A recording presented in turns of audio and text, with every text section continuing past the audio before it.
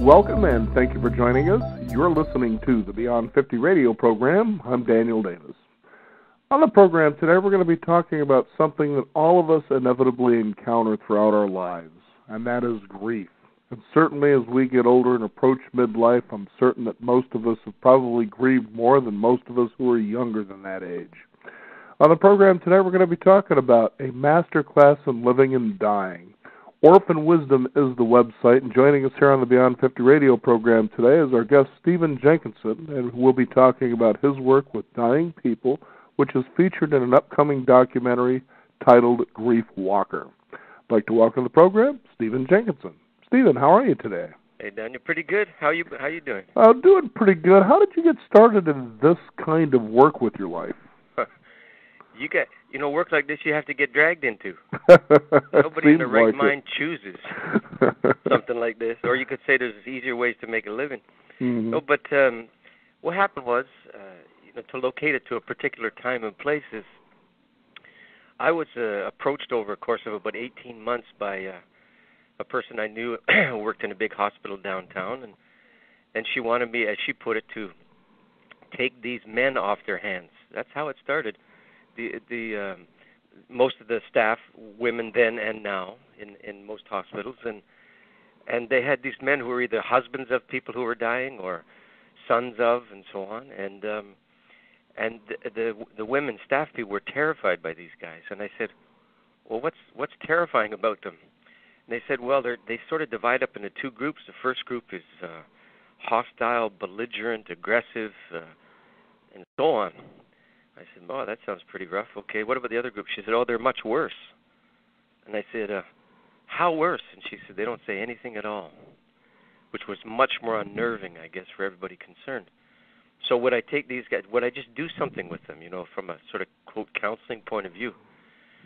So I phoned them up, and this is the ultimate cold call, isn't it? I could sell insurance over the phone after doing that job, just to try to imagine with them the possibility that doing such a thing as sitting with other guys who are in the same mess as you could actually be of some help to all concerned. And nobody would come when they found out there was no women going to be there. Wow. That kind of surprised me. But eventually I talked 7 or 8 guys into it, and we met, and I realized I had no notion of this, but I realized being with them that, of course, as had been identified by the hospital staff, these guys were remarkably skilled at being angry about everything that was happening. And I don't say that, facetiously. They really were skilled at it. And it's not easy to be angry, despite some appearances. Mm-hmm. But what they were no good at, which became palpable eventually, was they had no capacity for sadness. And it turned out these things are mutually exclusive, yeah? The more angry you are able to be, the less sadness you have to visit.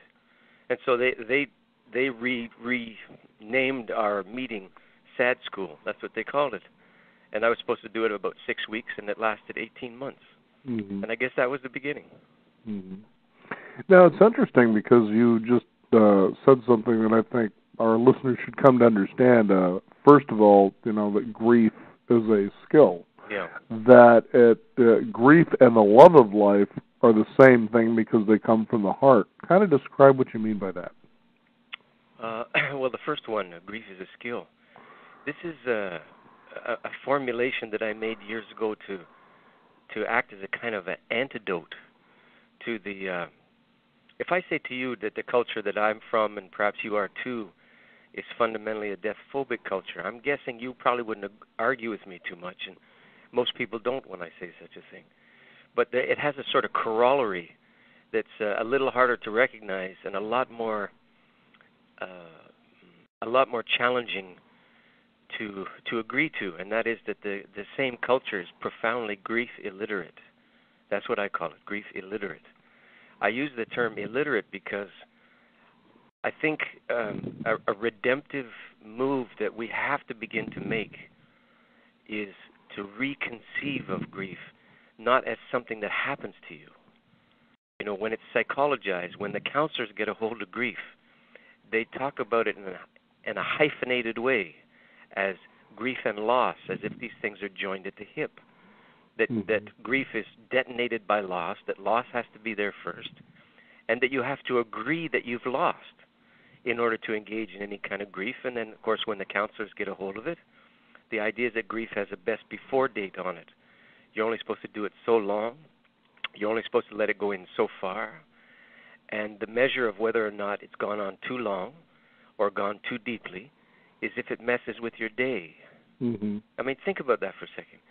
If we use the same standard to apply to becoming a parent, think about it. What would that look like? Well, we would say to people, you know, we've noticed that since you've had this baby, your whole life revolves around this baby, and we're really disturbed by that. I mean, you had a pre-baby life, and it's virtually gone into eclipse, and you organize your entire existence. Well, I mean, it sounds ludicrous to say it. I mean, that's what you're supposed to do, of course, that your life is overhauled by the presence of this new child in your life.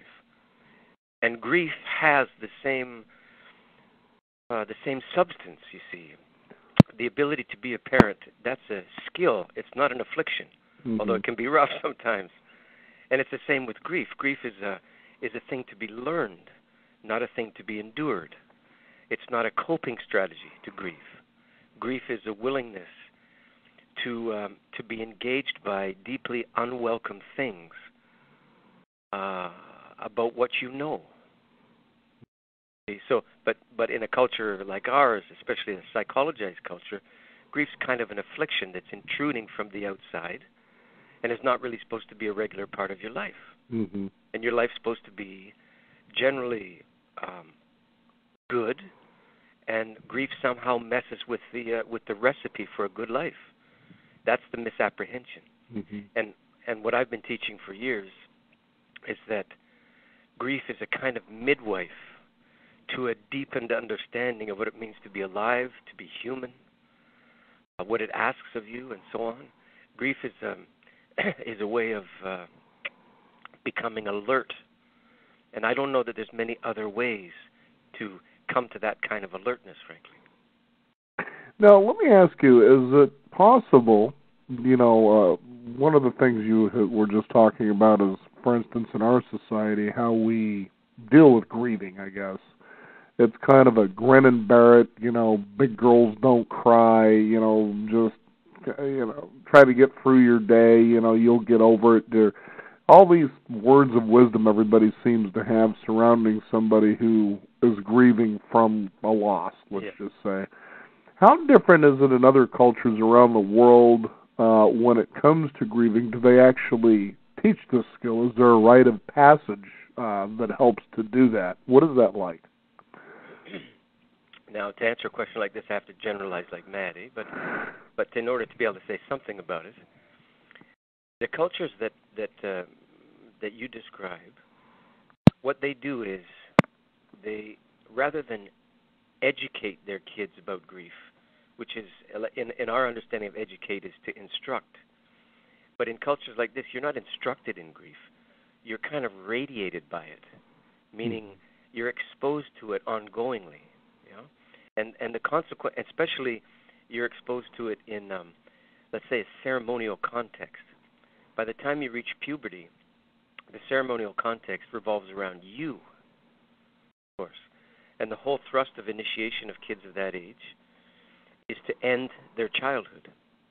And the way the childhood is ended is by a deep engagement of those kids with their personal, inevitable, purposeful, meaning-laden death.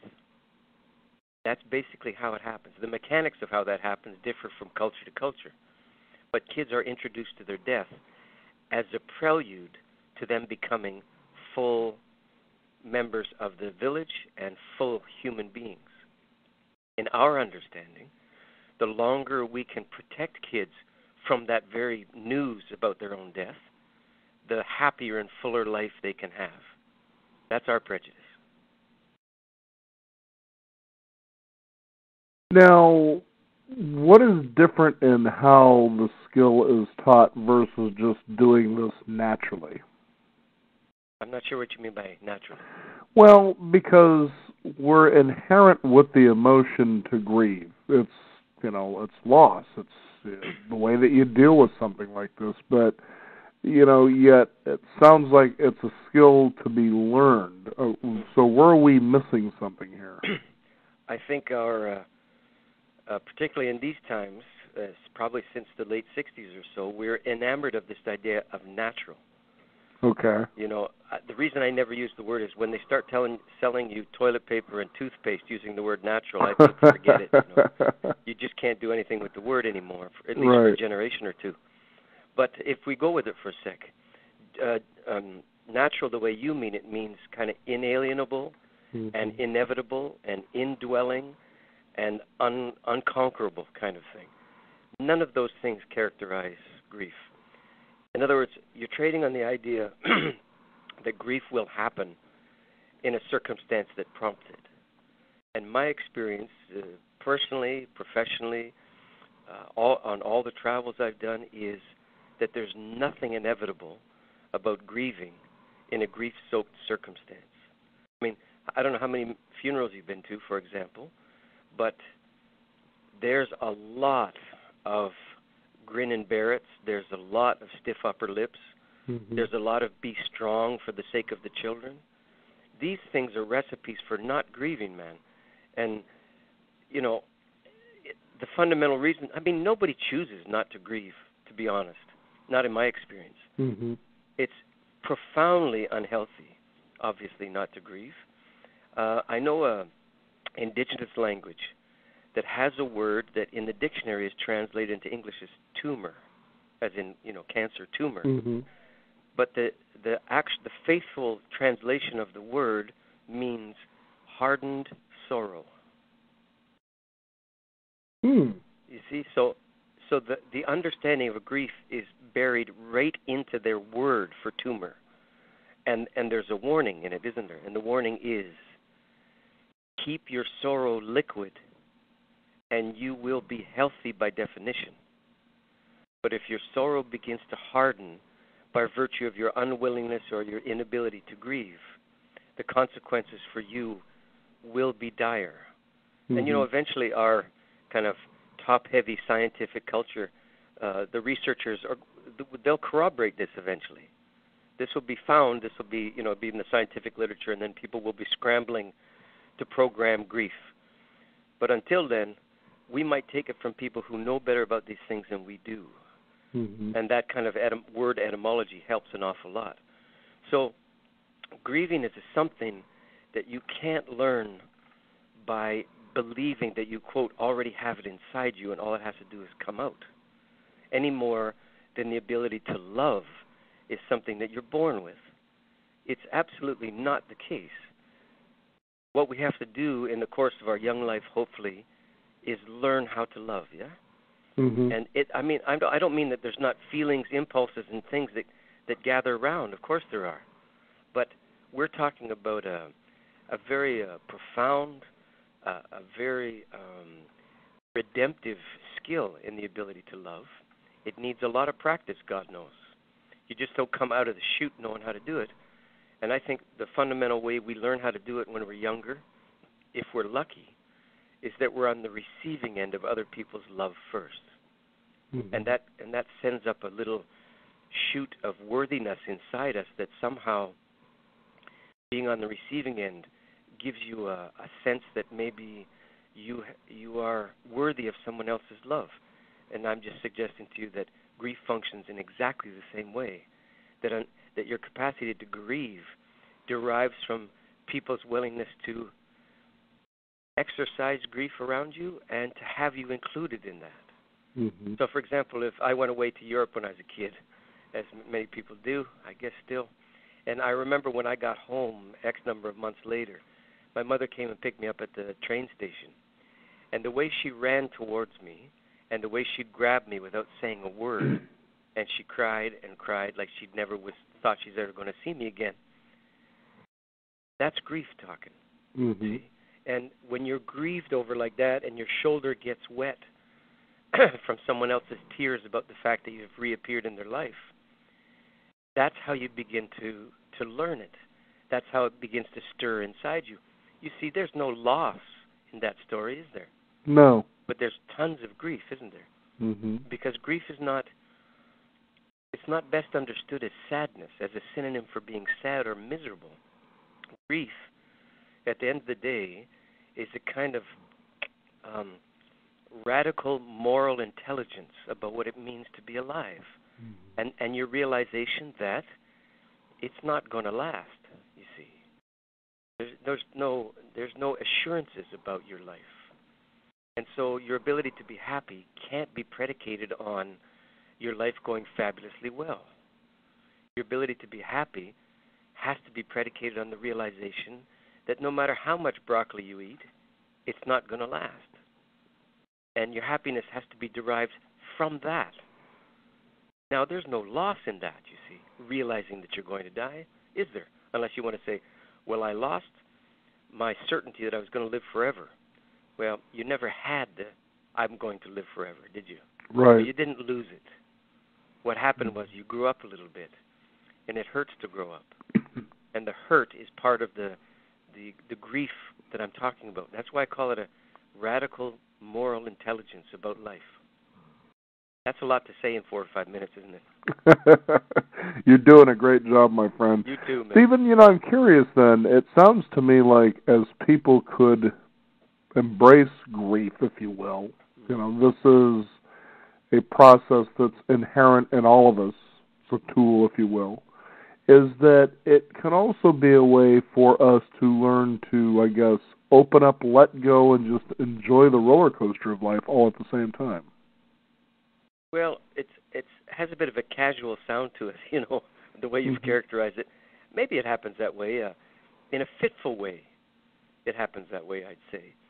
Grief is it's a kind of a tenderizer of the soul, maybe is a way of saying it. Mm-hmm.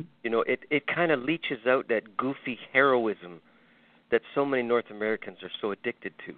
Right. That you can just bare your chest and do that, that scene in the Titanic where you just lean out over the bowsprit and be a hero, Well, I mean, just wait till some physical infirmity comes your way, and then try to do that, and then try to believe that that's what being human is all about, is just pounding your chest and saying, I'm here, come and get me. It's a terrible vision of what it means to be human. Humans are people who are in kind of a wrestling match, not a fight. Here's the distinction I'd like to make. Many of us come to our sorrowing times, our difficult times, with the language of fighting or struggle. I mean, how many cancer care facilities do you know that use the language of the war against cancer and all that stuff? Too many. How many eulogies have you heard or death notices have you read in the paper that begin, after a long and courageous battle? You hear the language. Mm-hmm. This is not idle language. It's not that people don't really mean it. They absolutely mean it. So if you extrapolate from that, I mean, when do you get to stop fighting? Mm-hmm. Do you have to fight in order to be sane? Do you have to fight in order to be healthy? Do you have to fight in order to feel satisfied? Or do you have to fight for a sense of well-being? You don't. Fighting means you don't have it. In the same way that all the hyper-security that the U.S. Border Customs people are engaged in now is not a sign that you feel secure, is it? It's a sign of insecurity. That's why you have all the security. And by the same token, the idea you have to fight to be okay is a sign that you're not. Whereas the grief that we're talking about sensitizes you differently, and it says, not fighting, rather something along the lines of wrestling. The purpose of fighting is to end the fight, isn't it? Mm-hmm. No matter how you understand it, that's what it's for. But the purpose of wrestling as a kind of choreographed, I don't mean this WWF lunacy, I mean a kind of, more like a dance perhaps. The purpose of dancing is not to stop dancing, is it? Mm-hmm. The purpose of singing is not to get the song over with, is it? And the purpose of grieving life is not to stop grieving, is to deepen your ability to live. Grief. I don't by grief. I don't mean walk around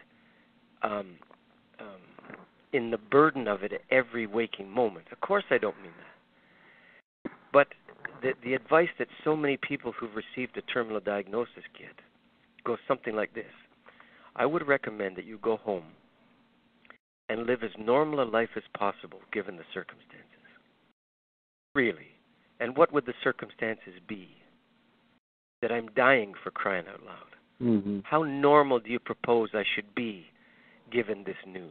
You understand, the insult is beyond describing.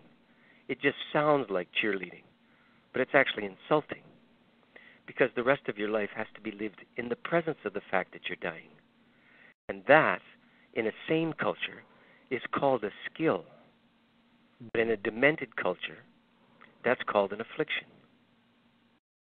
And in most cultures in the world that are still have some health on these matters, the worst possible outcome of your life is sudden death. That's true. And the reason for that is these people come to their death as something to be readied for, to be deeply understood, to include many people that you love in the process of it, and many people that you don't. In other words, dying well in a place like that is a village event. It's not a private event. You think about how we do it here. It's, family and close friends only, circle the wagons, leave your tuna casserole on the front step and we'll pick it up later and put it in the freezer. That whole regime is designed to make sure nobody gets a chance to learn about any of these things until they themselves get a terminal diagnosis. I mean, what kind of skill are you supposed to be able to bring to it then if you've not been practicing your whole life for it by attending to other people's death times? Yeah, we definitely tend to live in a society, especially as you were mentioning about North America, where we try to avoid circumstances like this, because I think sometimes deep inside of us, that was sort of how we learned to do that somewhere, perhaps. And that certainly needs to change, as you said, so a person could engage in life. Yeah, and it's one of the things that makes you a trustworthy human being, If you got a be happy, don't worry, be happy mind, in a real functioning culture, you'd be considered, at the very least, untrustworthy, not solid, and perhaps a little bit dangerous. And for us, what is that? That's like a recipe for being okay. And people want to be around you as long as you can whistle that tune. And the moment it changes, you're a drag at parties, man. It's unbelievable, really, when you think about the mantra of happiness that we're exposed to. And you're supposed to be able to keep that up. And when you can't, it's your problem. Now, Stephen, tell us about a website people can find out more about your work. Well, this is not my field, really, this website stuff, but fortunately there are people who know how to do it very well. So a good friend of ours, a family friend, put it together. It's called, I guess the call letters are www.orphanwisdom, all one word, .com, just like it sounds. And in there, what we tried to do is, it's very, very hard. If you were to ask me, could you describe your work, and you got 30 seconds, I'd probably just not try. Right. Because it would be, and it's not because I'm particularly, ornate or highly achieved. I wouldn't ask you to do the same thing about your work or your life either. It's not something to be encapsulated. But, given the times we're in, a website like that gives people a chance to mull things over, and there's quite a bit in there. It's a little description of the kind of overarching vision that I have of what I'm trying to achieve, and I guess I don't have a job per se. Nobody employs me. I don't have benefits, fringe or otherwise, for what I do, except I have a sense that I have some use in the world. And I'll take that over an RSP anytime. Well, we want to thank you so much for RSVPing our show today and sharing with us about the grief process. Again, this website is orphanwisdom.com, correct? It is. Very good. Stephen, thank you so much for joining us here on the program today. Daniel, I appreciate your time. I'm going to be in your neighborhood, I guess, this weekend coming. Oh, okay. That's in Portland, Oregon? Yeah, I'm going to be in Portland. Can I just mention it real quick? Absolutely. Okay. I have the info here. I don't have it committed to memory, but I'm going to be there November 1st. We're doing a screening of a film that the National Film Board of Canada made about my work, and it's going to be at Marylhurst University. Marylhurst University.